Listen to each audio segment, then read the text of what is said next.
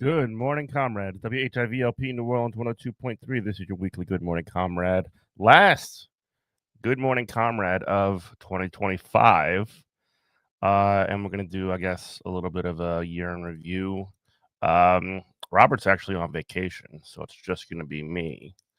And I guess we're just going to sort of like weave our way through a lot of the stuff that happened in the year that was 2025. We're going to talk a little bit about what we could potentially see in 2026. Obviously, we're not going to be able to get to everything that happened this year because it was just so much. I mean, this has been a crazy year just generally, just to kind of bring us in. I mean, it was a year of, I mean, obviously the right wing, the far right wing of America took over. We've seen, and we're going to get to this a little bit more in depth in a bit. Um, e- Essentially, an invasion into cities in this country to essentially take over, and the pretense for that is that essentially an attack on immigrants. We have seen essentially a fake ceasefire take place in Gaza and what seems to be essentially a handing over of what remains there to a what is essentially going to be a part of the Israeli government. We're going to talk about that as well, or I mean, we'll get into that in particular, into the details with this Gaza Peace Council that is proposed. AI and data farms have been popping up all over the place. These data centers, which threaten to take, I mean, not just raise the cost of energy, threaten and test out our energy grid and require the production of more and more energy. But also, I mean, again, this is an attack on climate, and I also want to make sure that, like, when I talk about this, like AI is essentially just a justification for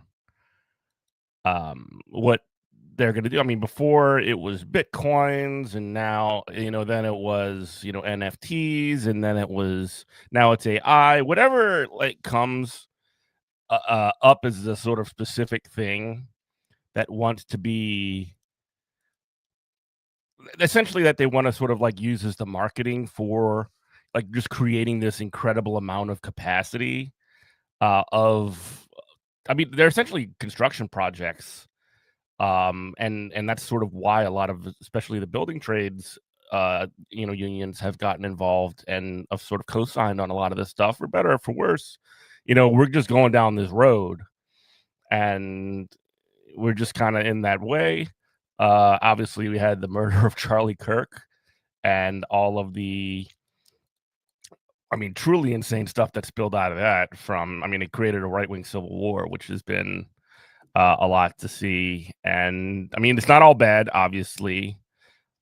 We have had the rise in New York City of Zohran Mamdani, somebody who, is a pretty committed democratic socialist in New York City. And he won his election to become the next mayor against establishment ghouls to have essentially an attempt to put together a pilot program for what a suite of socialists or socialist adjacent policies could be in a really big in a really big sort of like under the microscope situation in New York City. So I mean, there is a lot that happened this year, and a lot of it is going to spill into 2026.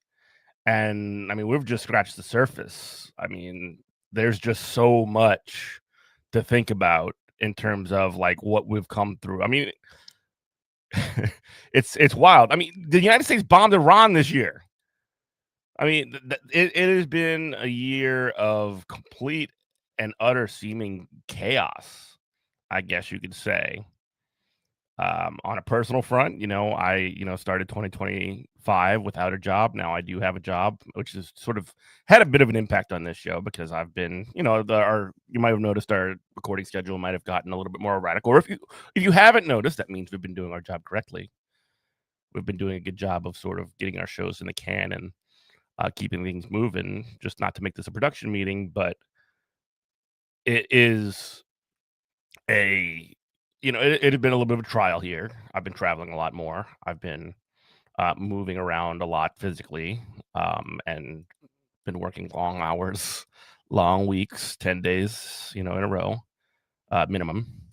So, you know, it, it's going to be 2026 is going to be a really exciting year when it comes to what it is we're going to see. But let's look at a couple of, I guess, highlights and like, oh, how could I forget too? And we're going to talk about this a little bit more in depth as well.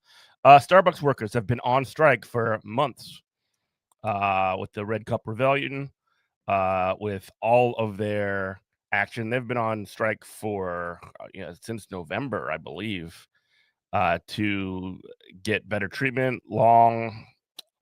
A very long unfair labor practice strike, and we will talk about that as well. All up here on Good Morning Comrade. So, without further ado, let's get started.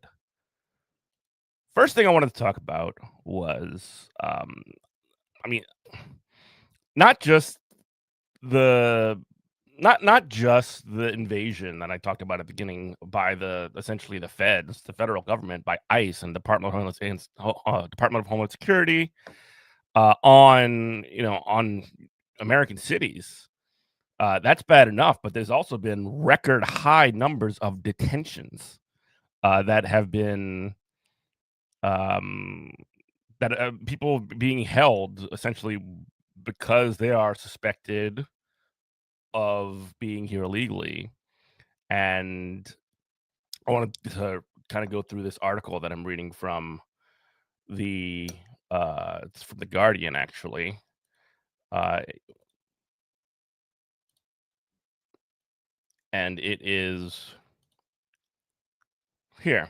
Record number of people in ICE detention. Number of people in ICE detention is record high.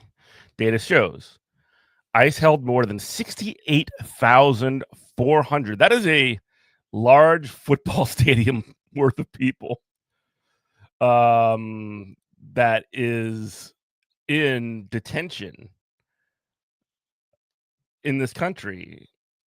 The number of people in immigration detention in the United States is at an all-time high, according to to the public data published by U.S. Immigration and Customs Enforcement, ICE. The data, which comes out every 2 weeks, shows that as of the 14th of December, 2025, ICE holds more than 68,400 people. This many people in immigration detention is a new record, breaking the previous high set in the beginning of December. So essentially, every 2 months, they're just rounding up, every 2 weeks, rather, they're just rounding up more and more people. And the only period, I guess, if you look at this graph where they don't have information for the number of people that they've round up or they've been holding at attention is the period during the government shutdown, which was the end of September and the beginning of October, or through most of October, over 40 days. Longest government shutdown in United States history, by the way. The Guardian, using ICE's data, has continued to track the number of people arrested, detained, and deported by the agency. The latest, published on the 22nd of December, right before Christmas, covers the 1st of October through the 14th of December 2025. The Guardian has been tracking this data and has calculated the total number of people the administration has arrested, detained, and deported since January 2025. In total, the administration has arrested more than 328,000 people and deported nearly 327,000. Jesus. Again, that's almost a third of a million people that have been arrested and deported in this country. And it's really just to push forward this, never-ending narrative of, this this country has been overrun by immigrants or whatever. This really, I mean, and again, the word fascism is being bandied about quite a lot for a reason when it comes to whether or not it fits a technical term that you describe as fascism or whatever. Like the idea of just this level of um you know arresting, rounding up, deep in and detaining and deporting people is, I mean, people are calling it fascist for a reason. That's just what it is. I mean, whether or not it falls into the actual, technical definition or whatever of fascism, that's less important than what is actually going on here or what you're actually seeing. So I really do think that that's worth pointing out. Um, One of the biggest changes in immigration and enforcement policies, and I also wanted to say this too because like what a lot of the right wing and Donald Trump and a lot of his flunkies and cronies and ne'er do wells that deal around with him are saying is that the reason that we're in this situation is because the previous president, Joe Biden, did not do any kind of immigration policy, which is insane. The Democrats always do. They always carry out the right wing's policies when they get implemented. Even in previous administrations, and also there was a bill that the Democrats supported that was essentially a solidification of the first Donald Trump term, 2016. Remember that? A solidification of the first Donald Trump's term immigration policy, which was draconian, and the Democrats in the 2016 election, if you recall, would run around saying that this is this is an attack on immigrants. This is all these other things, and then essentially what they do is they come in and they justify it by signing off on it. And what do the Republicans do? But say, well, that's not good enough, even though this is exactly the policies that they were pushing, not 4 years prior or less. So it's just another example that you constantly see of the never-ending ratchet to the right that we constantly see over and over again, and it gets us in this situation where we're actually at the precipice, or where we're again, whether or not you call it fascism, not as important as understanding what is happening right now. One of the biggest changes in immigration enforcement policies, immigrants with no criminal record continue to make up the largest group in U.S. immigration detention. So people with no criminal record, people who have done nothing wrong other than be here in this country without, a piece of paper that says it's supposed to be here. Despite the administration's rhetoric about focusing its anti-immigration efforts on the worst of the worst criminals, being undocumented in the United States is a civil, not a criminal infraction. The Trump administration has also moved to invalidate protections for many immigrations staying in the United States legally. So, this is a really good primer on what's going on. It's not just an attack on people who may not have immigration status, that people that are here without, I sound like a broken record. I'm saying this over and over again, but the the BS that keeps coming out over and over again, is that again they're coming at the worst of the worst. They're coming after criminals. That's why they're coming after cities, because they're dangerous because of all these illegal immigrants. No, they're actually getting people with no criminal record.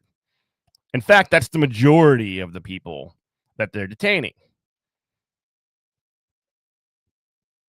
And for what is a civil offense? I mean, it's not a criminal infraction to be in the country. It is not a criminal infraction. It's a civil infraction. The Trump administration has also moved to invalidate protection from any immigration staying in the United States illegally. So it doesn't even matter if you are illegal, here with documentation. I hate saying that people are legal immigrants or whatever, because it's sort of it's a really bad rhetorical trap to fall into. But if they're even coming after people who have broken no laws, who have no criminal record, and who do have the proper documentation for being in this country, even by the rules we currently have, which are draconian.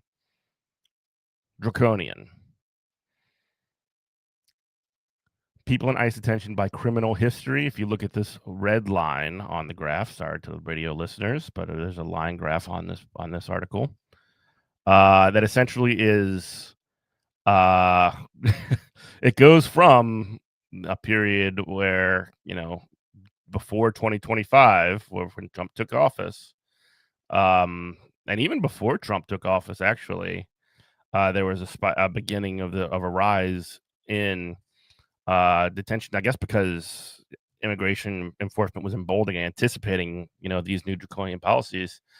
But there are now, according to this graph's estimation, almost 24,000 people in detention right now. Almost 24,000 people in detention as of the 4th of December. So, 2 weeks ago, as of recording, with no criminal record. 16,000, so almost 17,000 people with a criminal record, and almost 16,000 with pending charges, which is just, again, it's people being detained not for criminal.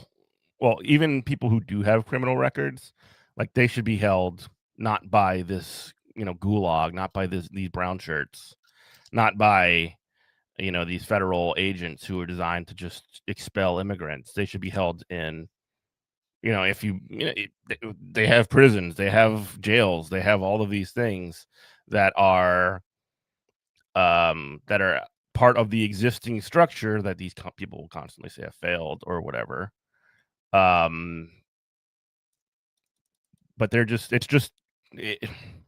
again, whether or not that falls into the literal definition of a gulag, it certainly falls into a similar structure of it, or a similar role. You listen to WHIVLP New Orleans 102.3. This is Good Morning Comrade. Jeff here on the show, having a real fun year in review episode.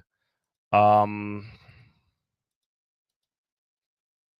of moving forward, I did want to talk about the data centers, and the rise of, again, the marketing label that is slapped in on this, at least for now, is AI.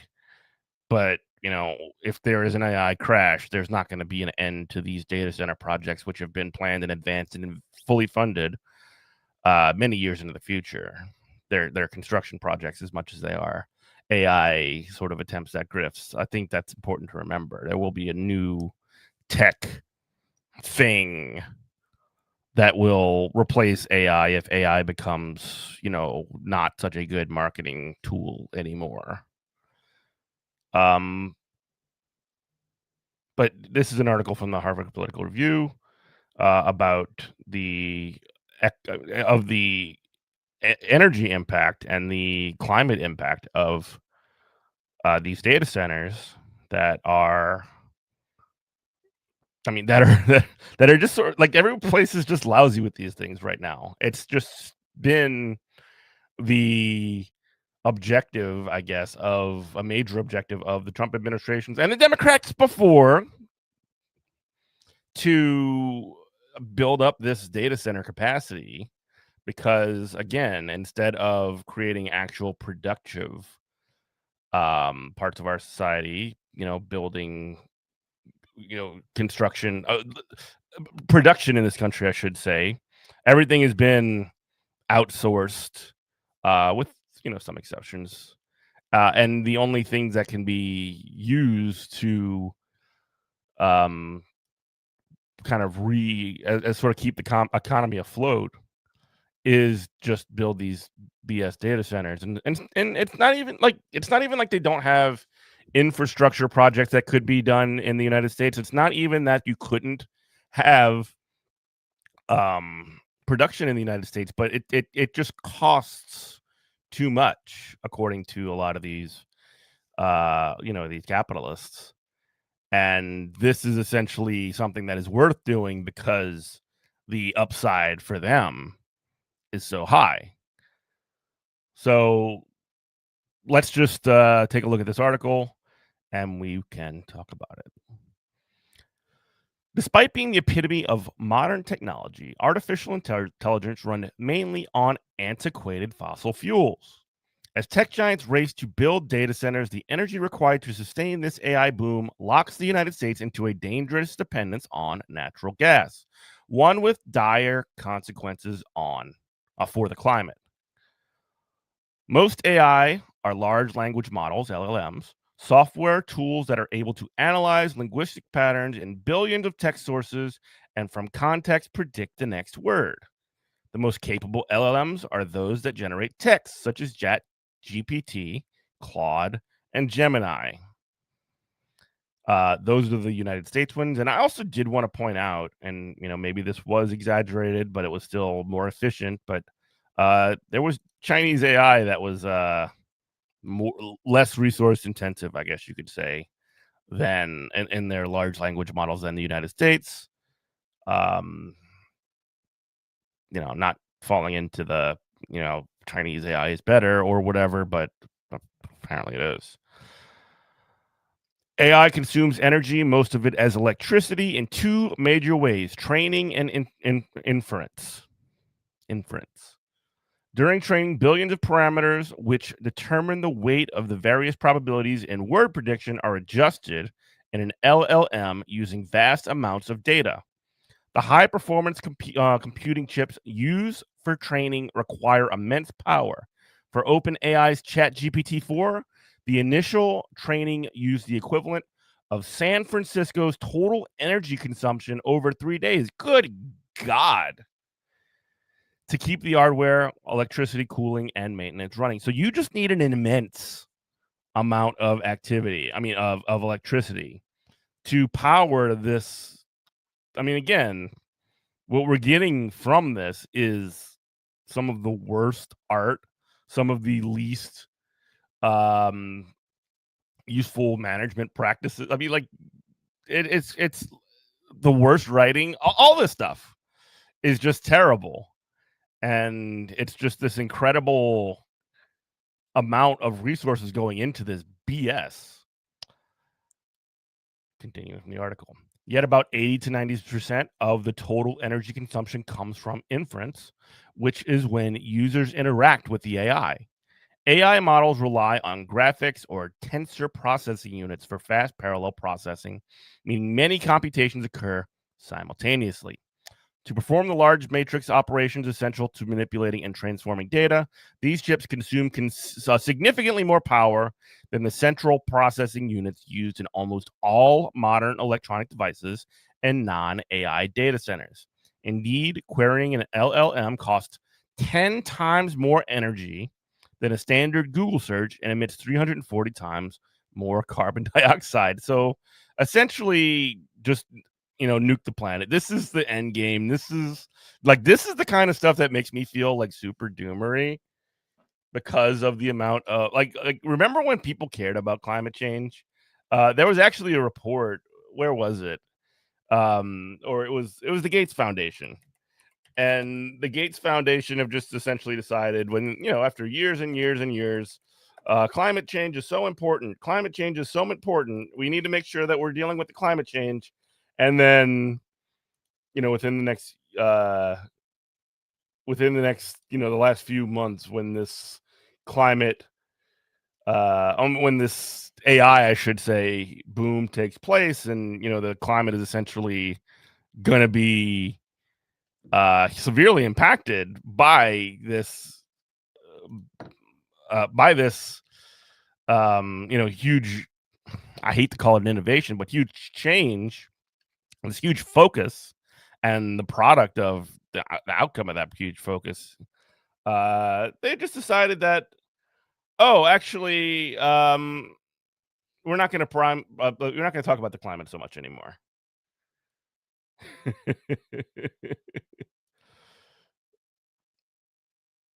Yeah, instead of focusing on climate change and the causes of climate change, the focus of the Gates Foundation or Bill Gates himself is to focus on essentially making people's lives better in the wake of that. So even if you take that perspective in its most gracious, the most benefit of the doubt that you're giving, if you just decide that you take it at face value, and you're essentially saying that, hey, they're essentially saying that, hey, the climate is screwed. There's no solution that you can possibly fix this. So we need to make sure that uh, we make it so that the people who are most heavily impacted are maybe slightly less impacted. And this is also coming from, again, and I cannot get over this. I hate Bill Gates. I hate Microsoft. I hate all these things. But sorry to be,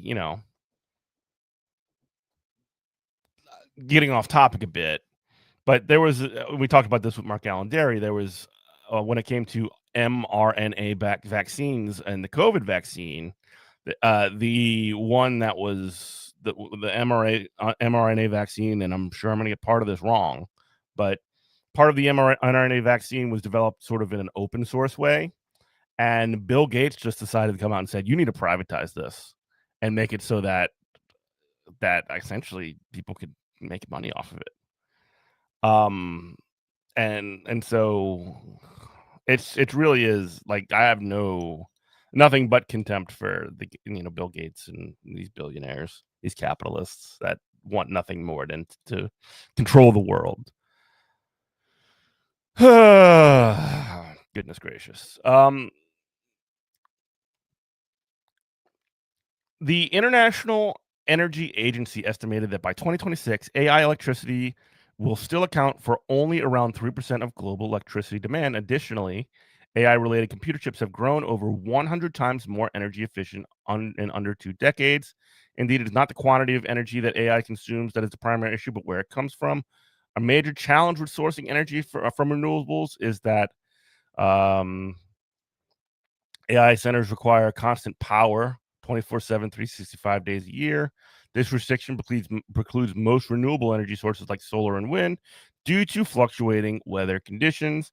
Even nuclear, with its advantages as a consistent environmentally friendly source, is being rejected because of a perceived clash between the decade it takes to build a nuclear power plant and the immediacy of the energy need. So what they're doing, and the article just to sort of like summarize this is that in the wake of this sort of like new energy need, and again, I'm using quotes with my fingers because it's not so much a need that it is a desire, because they're these people see dollar signs in their eyes when they say AI, they can make bazillions of dollars off of this new innovative technology.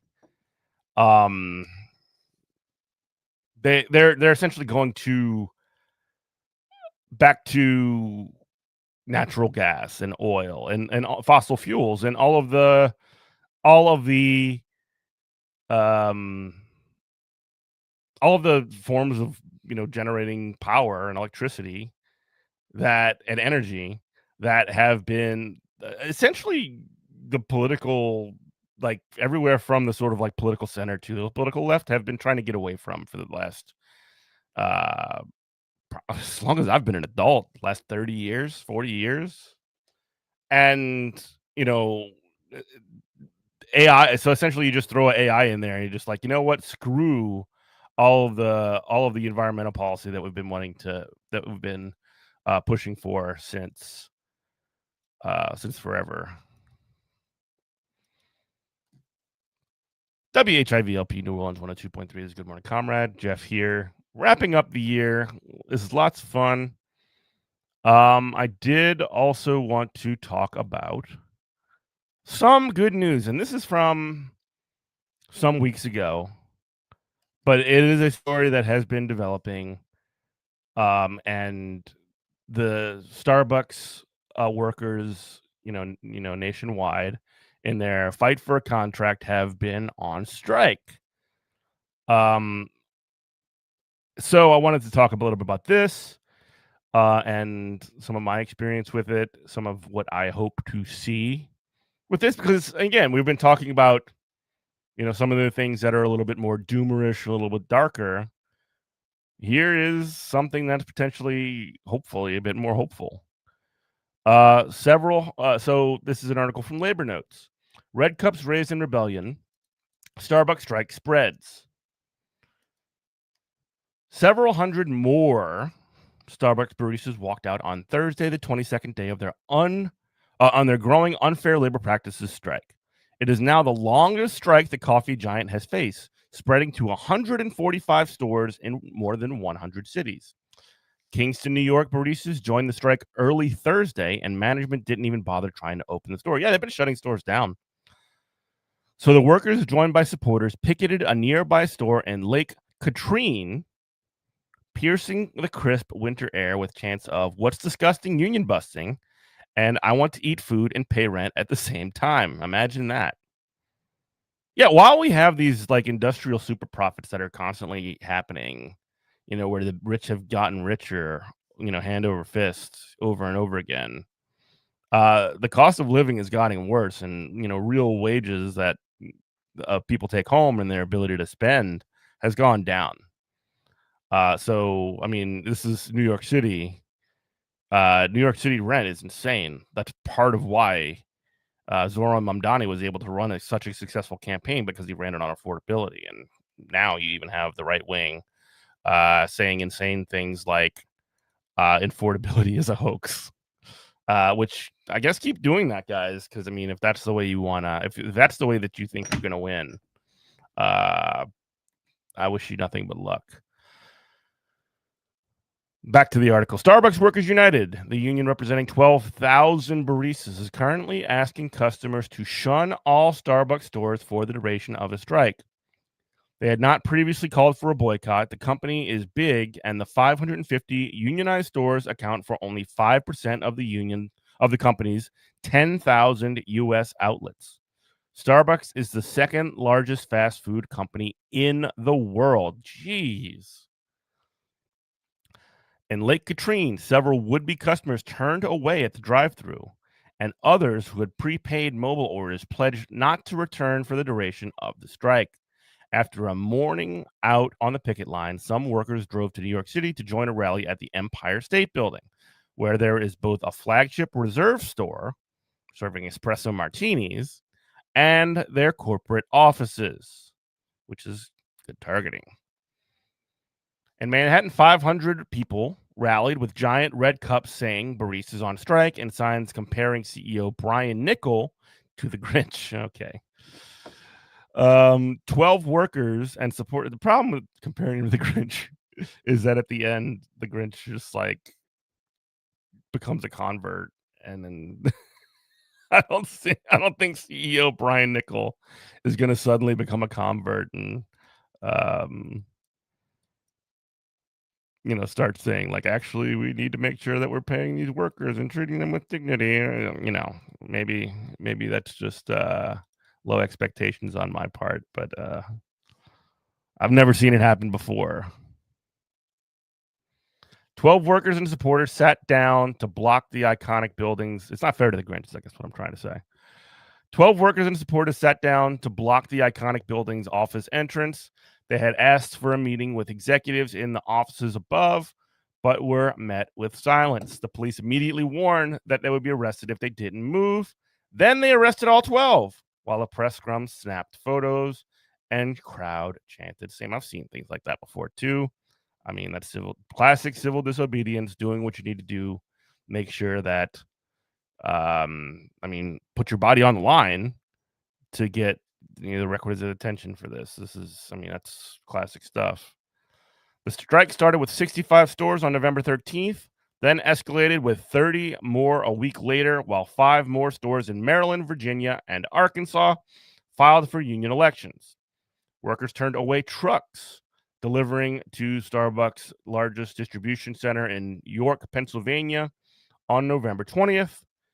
New York Mayor-elect Zohran Mamdani and Vermont Senator Bernie Sanders joined a Starbucks picket in Brooklyn on December 1st. They blasted CEO Nickel, whose pay is 6,000 times that of the average barista. He's got bills to pay, guys. He needs all that money. He's got kids, I think. Maybe he does. I don't know. Maybe he doesn't. After 4 years of organizing, we've been covering, by the way, just to kind of pat ourselves on the back, we've been covering this nationwide organizing effort on Good Morning Comrade for as long as we've been aware of it. We've had local baristas from multiple different stores across the country join us talking on the show, so you can definitely check into our library of back episodes to see a whole lot of that, to hear the voices of workers on that issue. But anyway, after 4 years of organizing, Starbucks workers are still trying to get a first contract. Negotiations progressed for 8 months, then stalled last year. The company has racked up a record number of labor law violations since 2021 Classic, with an additional 125 charges filed by the union since January. Baristas said the main issues are pay and scheduling. The average store worker makes $15.25 an hour and works 19 hours a week, said Rami Saeed, who works at the 325 Lafayette store in Brooklyn. That is not a livable wage, Saeed said, especially not with 19 hours a week. That's part-time. What is that? 15, 25, 50, so let's just say 15 times, even rounding up to 20, what, $600 before taxes? That's not very good. In bargaining last year, the union proposed a minimum pay of $20 an hour with 5% raises each year, while the company proposed no immediate increase and 1.5% raises in future years. That's nothing. That's not even inflation. We've been consistently clear on what we need, said Ray Show, a barista at the 2 Broadway store. We're talking downtown. At the New York City rally, we need more take-home pay. We need better hours. Bring us new proposals that actually address these issues so we can finalize a contract. Saeed said that the raise they're asking for would cost, quote, less than they spent to send all store managers to Las Vegas to have this huge retreat in June. It shows how little they care about us that they are not willing to negotiate over that amount. The managerial shindig cost $80 million. At a practice pick in October, baristas chanted understaffing, lousy pay. This is how your coffee's made. Nima, a barista at the 155 Water Street store in downtown Manhattan, said she regularly stays until 2 a.m. to finish closing the store. She said that on the previous Sunday, there had only been 2 workers on the floor between 5 a.m. and noon, short staffing, which made it difficult for us to keep up with customer demand and take our legally mandated breaks. That's also another classic thing. They understaff. When we talked to Billy, a Starbucks worker in New Orleans a couple of years ago on this program, they said that they had gotten fired from Starbucks wrongly from a union store. They had gotten fired because they were short-staffed in a very similar way and it was not safe for them to run the store. And so they closed it and they got fired, if I recall correctly.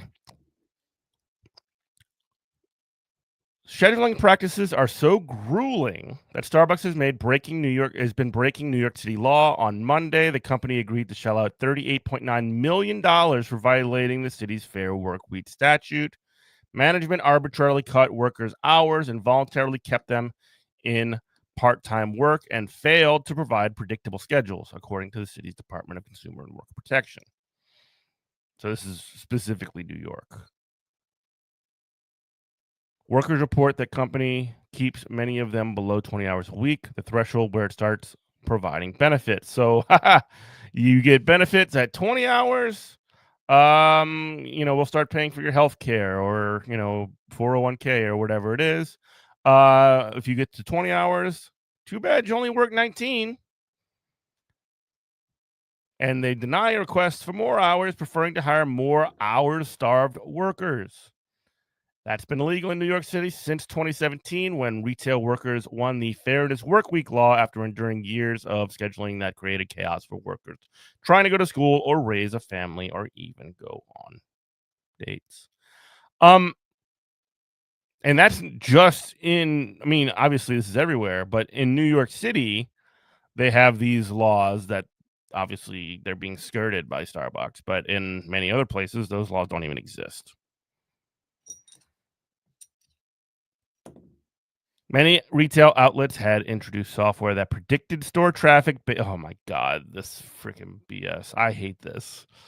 They had software that predicted store traffic based on weather and other factors. They'll forced enforce workers to conform to just-in-time schedules. So essentially, what they do is they give you, 19 hours a week or whatever, and then they're like, "Hey, we need you to come in on this day because we're busy."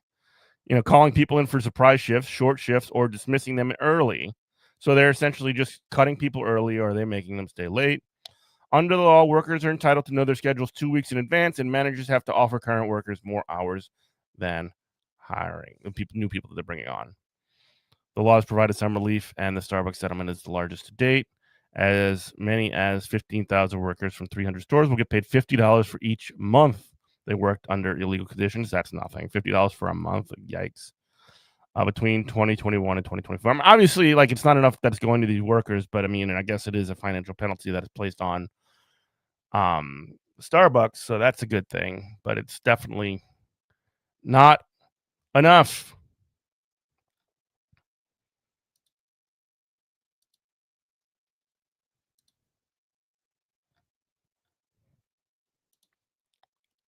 I wanted to actually talk about something that's positive before we get out of here. Something potentially to look forward to. I mentioned earlier, and again, you listen to WHIVLP New World, one of the people that just give me a comrade. Again, this is something to be wary of, something to be excited about, I would say, but also something to be,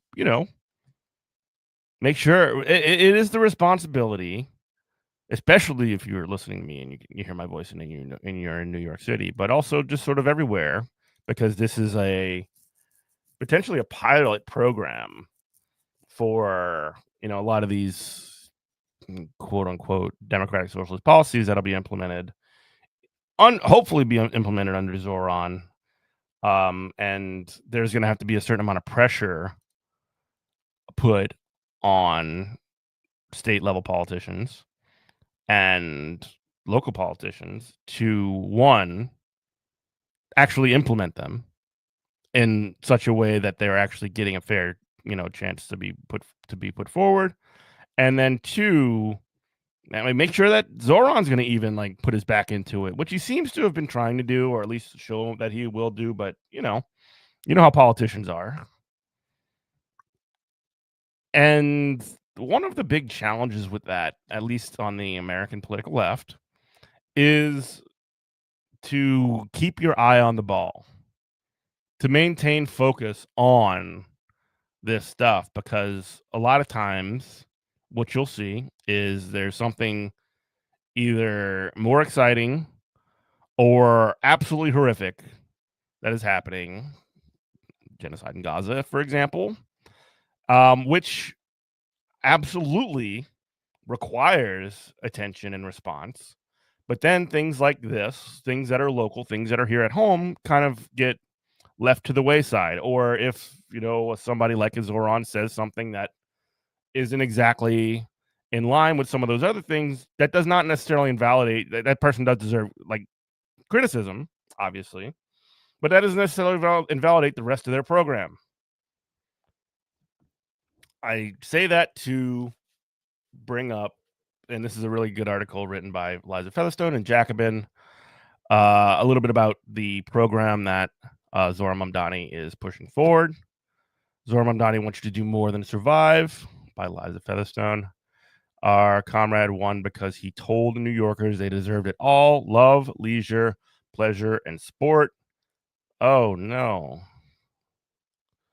Just to sort of like read the preface to it, because this is actually paywalled.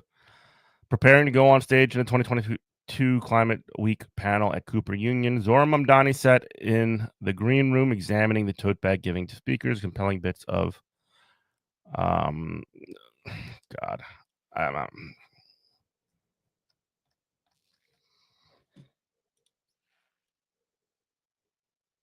That's annoying. I hate you, Jacobin.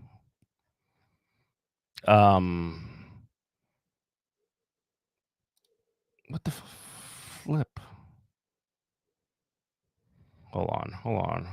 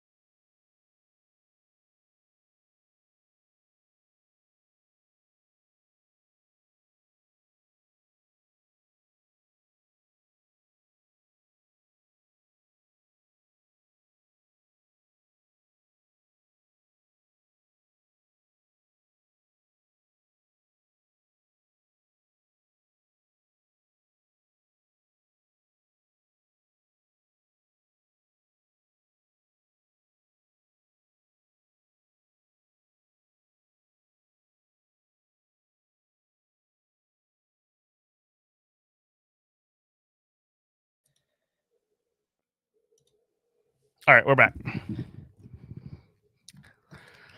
Let's talk something about let's talk about something a little bit different. Because Jacobin, I guess I let my Jacobin subscription lapse a while ago. It's been a while since I've actually gotten anything from them.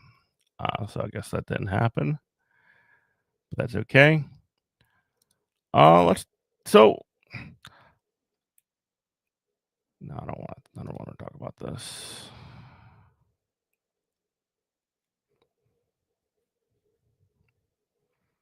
All right, I got one more segment to fill, and I don't know what to do with it. I don't want to read about a general strike.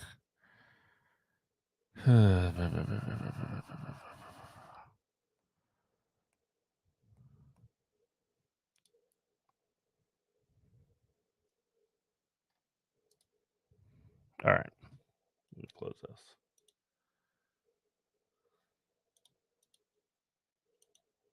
All right, cool. All right, all right.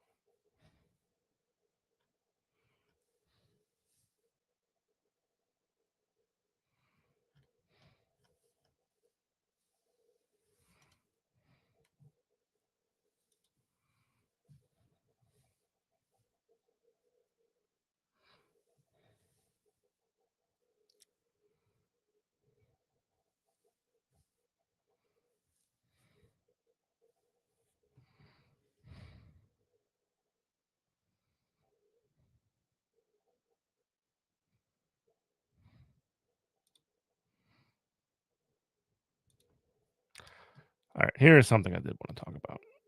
And I think this is like it's an interview that former guest Dan Denver. Well, I don't know if he was ever on the show, but he did an interview with Eric Blanc, Waleed Shahid, and Leah Greenberg about this sort of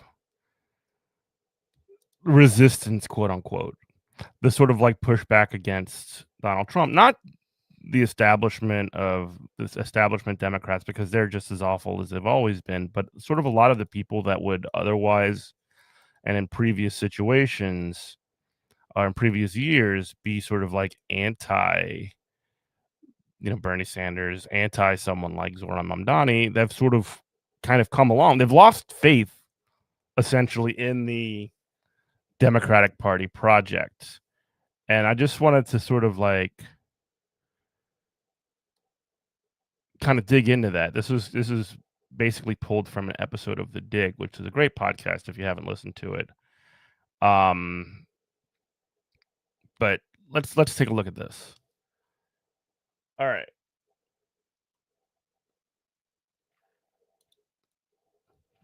A big part, this is Dan Denver talking. He's the host of The Dig. A big part of what the socialist left have been trying to do is make the case to the liberal Democratic base that the only way to address the root causes of MAGA, and we've been saying this on this program for as long as this program has been around. The only way to address the root causes of MAGA and Trump is by confronting neoliberalism and forever wars and by overthrowing the Democratic establishment.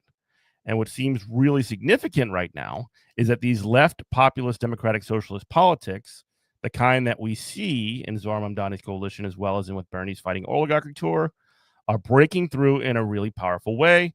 How did the liberal base, which had placed their faith in the Democratic establishment, protect them from Trump, become so radicalized over the past 12 months? Let me just jump in, and I will read what some of these folks had to say as well. But like, how did the liberal base come to terms with this? Not just like normal working people, because normal working people were always with the Bernie program to at least a certain extent. We're talking about like when, Charles Schumer, the Democratic leader or whatever, says that they want the moms in the suburbs, the Panera Bread districts, to vote Democrat. They're essentially, those Panera Bread districts have turned on the Democrats. And the reason that I think that this has happened is because they've lost faith in the will or ability of the Democratic Party to even fight against this kind of stuff. So that's sort of like my take. Let's see what Leah Greenberg has to say. Leah says, I don't think you can separate the reaction that the liberal base has had in this moment from the broader societal dynamics that we have been seeing unfold. In Trump 1.0, there was at least a pretty solid pretense by corporate actors, by a lot of different institutions across society, that they were attempting to hold some set of things around the norms of liberal democracy, protect some set of vulnerable populations, and so on. We can all be really clear that it was not out of the goodness of their hearts, but it did create a pretty significant contrast. And what we've seen this time around is just the total elite institutional collapse in the face of Trumpism, starting basically immediately after he was elected. So I think for folks who believe that the Democratic leadership was telling them that it was an oncoming fascism, that it was going to be direct personal threat to them and their communities and their neighbors, to watch this combination of Democratic leadership fecklessness going quiet to the extent that they were having really internal circular arguments about blaming the groups instead of any kind of meaningful accounting about what had happened. I mean, Democrats, literally, this happened just last week as of recording. They had this big report that they spent, millions of dollars on to essentially figure out what happened in 2024 and why the perfect campaign of Kamala Harris didn't succeed. And right before they were supposed to release it, the Ken Martin, the Democratic Party, I guess the DNC chair, I think is his role, just decided to scrap it. We're not going to release that, probably because there was some stuff in there that he did not want to get out. Hopefully it leaks, and hopefully we get to see it, because it sounds like the reason that they wouldn't want that would be because there's truth in there. Anyway, so yeah, what I said is essentially the leaders of the Democratic Party essentially have, Leah uses the word fecklessness. I mean, feckless would be giving them credit because that essentially means that they're trying to fight back.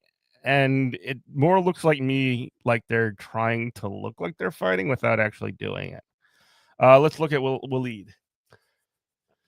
If you look at universities, law firms, and the federal government, media, and employees of organizations affected by big tech consolidation, there is a tangible difference between 2017 and 2025 in terms of the kinds of upper middle class or middle class white collar workers that are probably ideologically or effectively liberal, but they are being squeezed by this administration, being attacked by this administration, not just in terms of rhetoric, but also in terms of policy. J.D. Vance, Donald Trump, and Elon Musk really hate this liberal class. They have fan fiction about replacing the liberal class with robots and artificial intelligence. And I just think that there's a way in which that class is being squeezed, and the party and the elected representatives who are supposed to represent that class are not really having a fight in them to represent that in a big way. So that's another piece. Yeah, a part of the middle professional class, I guess you could say, the tech class, that would otherwise be, fine to just go along with the Democrats' BS no matter what. They're under attack, and they don't see the Democrats doing crap about it. That makes sense. Let's get to Eric Blanc's response to this. He says, I agree with Leah that the main thing is not only that Trump is way worse this time, but institutions are fighting way less. That contradiction is a deeply radicalizing dynamic. So basically, he's saying both. It does, I think, predate the election, though. For instance, the inability of the Democratic Party establishment to push out Joe Biden and the whole age debacle, which we've sort of forgotten all about. really did expose a lot of the liberal base that, contrary to the rhetoric, the motivations of the people on top seem to be much more about ego and career than about fighting fascism. That really was a very eye-opening experience. Then there's a general dynamic where, because the authoritarian drive of this new administration is so deep, liberals for positive and maybe limited reasons really feel the attack on democracy as core to their politics in a way that maybe other segments of the population don't do to the same extent. There's a radicalizing response to events in a way that, if you don't actually think that the system was working well, as many leftist or maybe like non-college educated workers do, maybe even attacks on democracy aren't at the forefront of your mind. Nobody gives a crap about attacks on democracy because the Democrats are not exactly defending democracy anyway. And what is democracy giving, quote unquote democracy, the democracy that the Democrats are selling, giving us, but more super profits for the wealthy, more wars abroad, and less for working people. It's basically imperial death and destruction and super profits for the wealthy, nothing for nothing for you, nothing for anybody. And I'm not even saying that if those actually, that's kind of the weird part about this, because the one way to maintain stability within this structure, if you wanted to maintain the super profits, and if you wanted to maintain the imperialism abroad, like, then you would essentially make sure that the bread and circuses were flowing, and as of right now, you got circuses, but you got you got no bread. um so anyway, um but if you really do believe, and think that liberals are right to believe in the importance of defending liberal democracy, then it just seems like an all hands on deck moment to do more than any other part of the population. Yeah, Eric is a constant defender of the liberal democracy. It's well, he thinks that liberals are right to believe in that. He's more of a social democrat, but regardless, um, we're in this sort of situation where the liberal Democrats can't even maintain their own system because they are too weak to even try to maintain it. And I guess what we are seeing again is more of, just to sort of summarize, because we do need to get out of here. We're seeing that, and perhaps too late, the Bernie approach, which it would have been much better if this had been taken up in 2016 or 2020, but that approach is at least being not accepted wholesale, but it's being at least considered much more seriously than it had been in the past. Because, I mean, if you recall, specifically 2016, um, the what I mean, there was an immediate deflection because these liberal figures had a lot more, I guess you could say, influence. They were able to essentially say, well, everything is fine enough, and the reason that Bernie is coming up here is because he's trying to take like Hillary's turn or whatever. And these sexist dude bros want to deny a girl boss their position, and in those, in light of the fact that most people's situation over the past 8-10 years has gotten significantly worse, that nobody cares about that. Nobody cares about the um the democracy piece as much, because if the Democrats are the defenders of democracy, then they are not able to defend. Well, one, they're not even able to defend that democracy at all, and then two, they won't, like, what has this democracy even gotten working people? Again, it's the thing I was just saying about the industrial super profits for the already wealthy, and war, death, destruction, imperialism abroad. So let's wrap up there. As far as like predictions for 2026. I don't really want to super like jump into that many of them. I just have some, I guess, some final parting words for 2025. A miserable year to be sure. We didn't even get to talk about Charlie Kirk, which again, when you compare we talked about this I think last week, but when you compare the murder of Charlie Kirk by someone who's not even a left winger, and the murder of Rob Reiner, who was a very influential producer and actor, very beloved. If you talk crap about Charlie Kirk in light of his death, you get fired. But if you talk, the president of the United States will talk crap about Rob Reiner because he wasn't with his political program or whatever, didn't like him, and that's just totally fine. Yeah. Looking forward, we're going to see a lot more of the same. We're going to see the data center situation get even worse. And here's what I fear, and I want to be hopeful. But what I fear will happen specifically on one of two things. There's two things that make me a little bit fearful about Zohran Mamdani in New York City. One is that he's not able to get his policies implemented. He's not able to essentially create the case study for social democratic, I guess you'd call them, reforms even in the city of New York, and will be set back again for another generation, which would be horrible.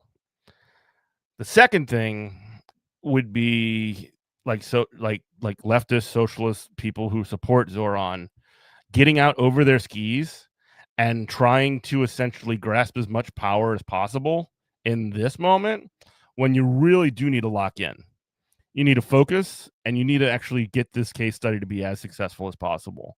And while other pieces of it can happen at the same time, you do need to walk and chew gum. If there are, Congress or whatever seats that can be taken up by, good candidates in opportune situations, fine.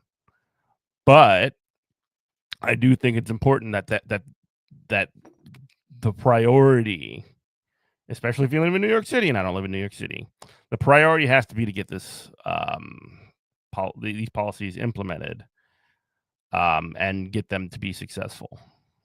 That way you can actually say that, hey, the sewer socialism, which has worked several times in this country's history, can still work in 2025. That's really going to be it for me. This has been your final Good Morning Comrade of 2025. Thank you to everyone who has been listening to us. This will be 7 years in May. So this will be our 7th year of being in operation. This could not be done without the listeners. You can find out ways to listen to the show. All of our back episodes are either on our website, on our YouTube, all those interviews that I talked about, and we've interviewed hundreds of people over those years, those 7 years coming up on. But yeah, thank you so much. Hope you had a great Christmas. Have a happy New Year, and we will see you in 2026. You are listening to Good Morning Comrade. This is WHIVLP New Orleans, 102.3. We love you. Bye-bye.